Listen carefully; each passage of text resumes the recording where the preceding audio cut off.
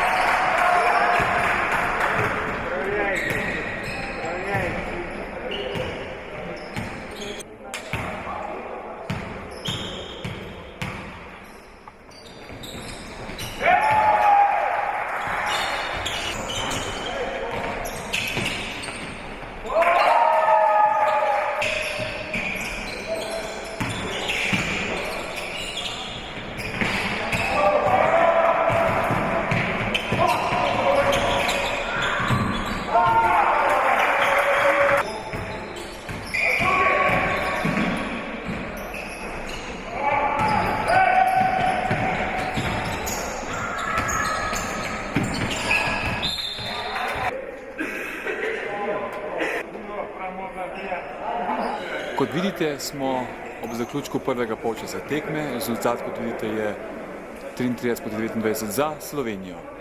Tekma je zelo razburljiva, Rusi so zelo vročekrvni in tekma je zelo razburljiva, vendar Slovenci ohranjamo mirno kri.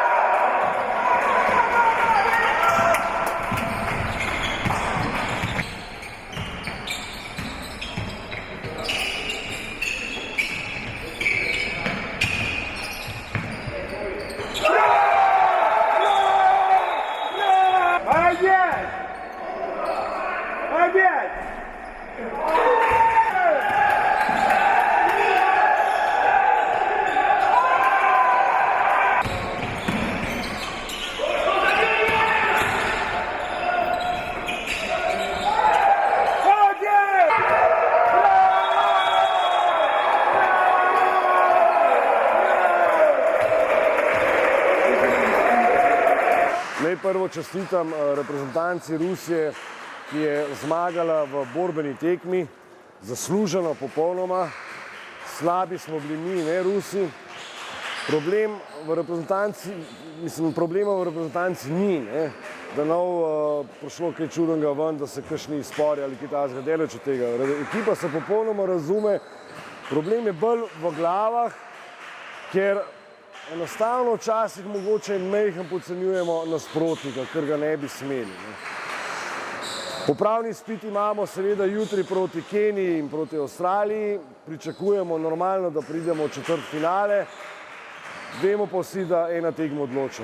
Tekma, ki bo odločala, je četrtfinalna tekma. Če bomo takrat izgubili, šele takrat nas imate pravico kritizirati.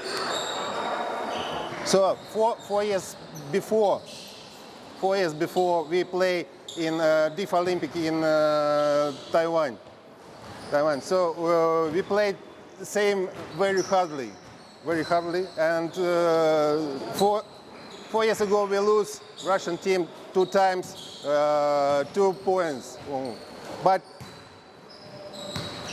4 years we work hardly, and now is result we win. But it's a very interesting game, very fighting, but good game. Čestitam, ko sem zmagal. Tekma je bila težka, na obeh straneh je bila odličnost. Med samo tekmo smo imeli spone in padce. In zdaj imamo še 2 tekmi za popravni izpit. Kot vidite, se je tekma zaključila, žal je slovenska reprezentanca izgubila bitko proti Ruski in sicer z rezultatom 65 proti 68 v korist Rusije. V zadnji minuti, do zadnje minute smo Slovenci že dobro vodili, na koncu pa je Rusija prevzela pobudo in premoč.